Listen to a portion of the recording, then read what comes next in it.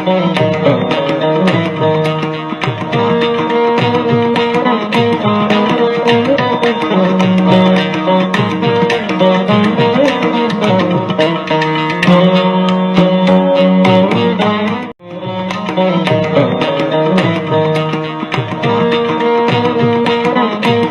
morning to all my viewers, in particular to all my brothers and sisters of the legal fraternity, with whom I want to share my experience and little knowledge which I gained by virtue of my banking experience, as well exclusively practicing in debt recovery tribunal as well in debt recovery appellate tribunal. In my previous episode, at the time of introducing myself, I'll begin with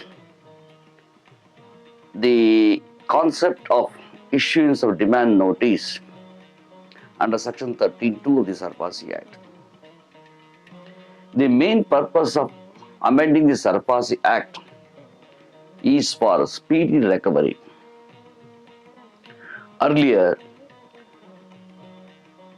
only one special enactment, that is called Recovery of Debts Due to Banks and Financial Institutions Act 1993, was in force,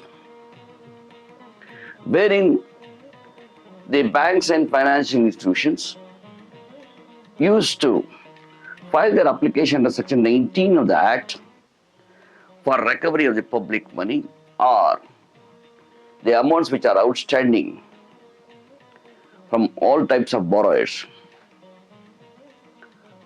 wherein they have sanctioned various types of loan. For example, housing loan, agricultural loan, bank guarantees, letter of credits, overdraft facilities, cash credit limit, mortgage loan, import exports, policies loans, etc., etc.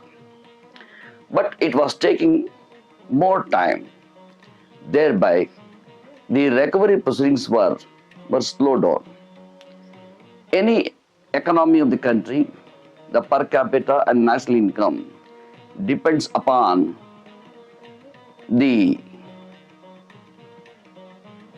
recovery proceedings and the financial strength of that country. Since the defaulters in bank and financial institutions was mounting up, the Indian government thought of introducing this special enactment that is called Sarfarsi Act, Securitization Reconstruction, in 2002.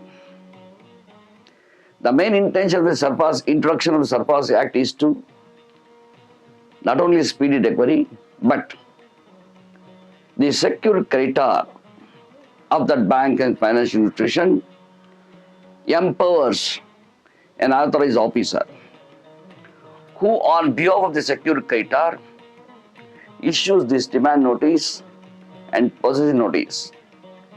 He initiates or invokes the measures as contemplated, as stipulated, and as per the provision of this Act. That is a prime duty to know who is authorized officer. The authorized officer, who is a responsible person, and he has been elevated to the post of chief manager and above. Thereby, he is shouldering the responsibility of the secured creditor and represent and invoke these measures. Therefore, the scale 4 and above, who are designated as chief manager and authorized officer of the bank, can only invoke these measures by issuing demand notice under section 13(2) of the Act. But much before issuing the demand notice under section 13(2) of the Act, what are the yardsticks, what are the methods he has to adopt before classifying the account as non-performing asset. As per Section 2(o) of the Sarfarsi Act, all the accounts cannot be classified as non-performing assets. There is some restrictions are being imposed. For example, in case of any default committed by the borrower, his account should be analyzed, audited, that whether it is a standard account, substandard account, doubtful assets, or loss assets.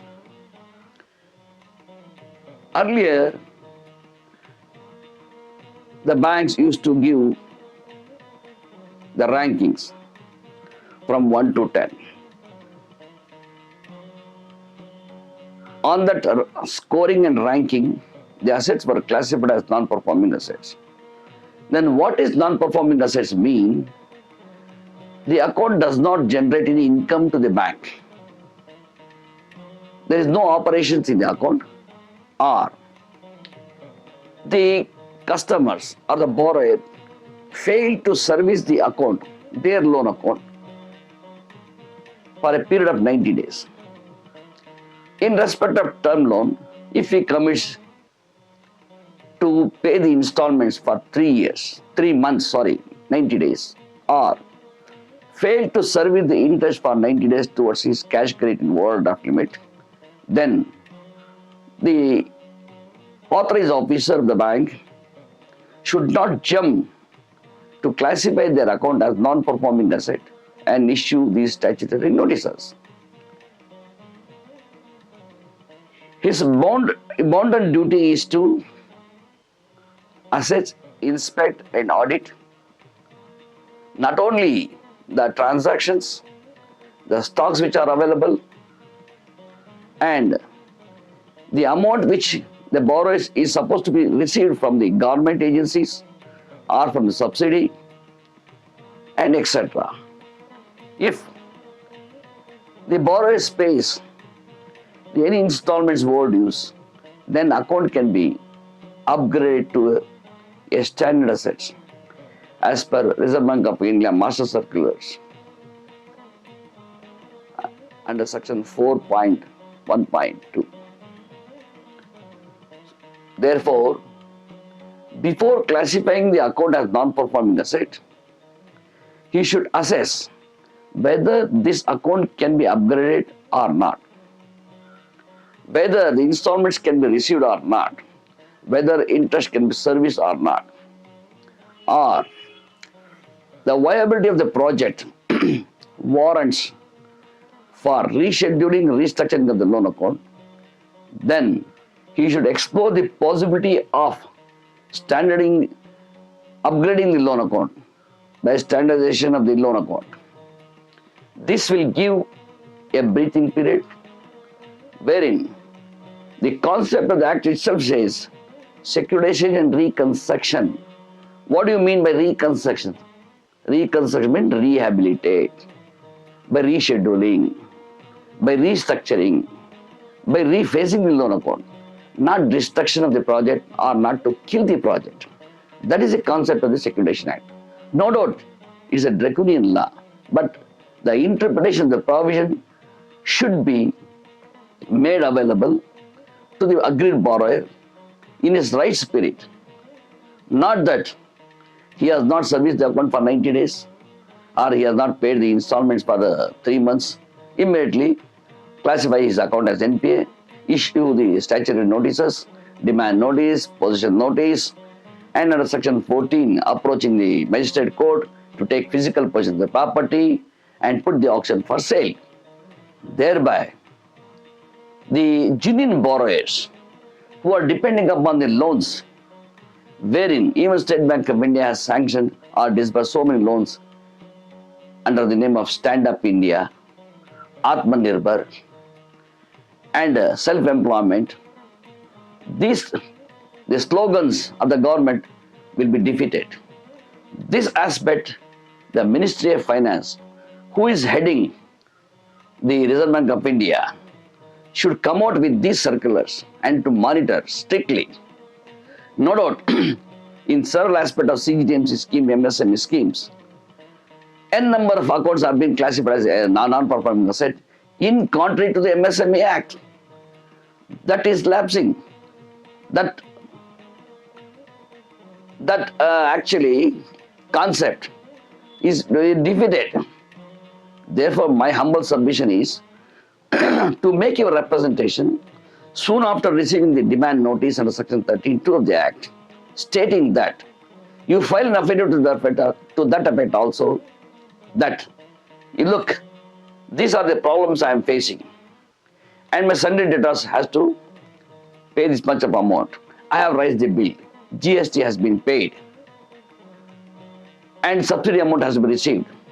My account is covered under CGTMC scheme, wherein you have processed my application by charging interest more when compared to general advance category. And MSME scheme, you should not classify the account within a period of 90 days. In 2015, Master Circular has been issued that 180 days is to be given for these loans to classify their account as non-performing asset. Further, in that your objections, that is, in order to comply 13(3), that's called 13(3). 13(2) is demand notice, 13(3) is your objections. Then bank is bound to reply to this objection within 15 days. There are n number of judgments are there. If they fail to comply the 13(3)(a), then it becomes a very good ground for you to defend your case before debt recovery tribunal. So with this, on the next episode, I will highlight further with regard to 13(4) and other aspects. Thank you very much.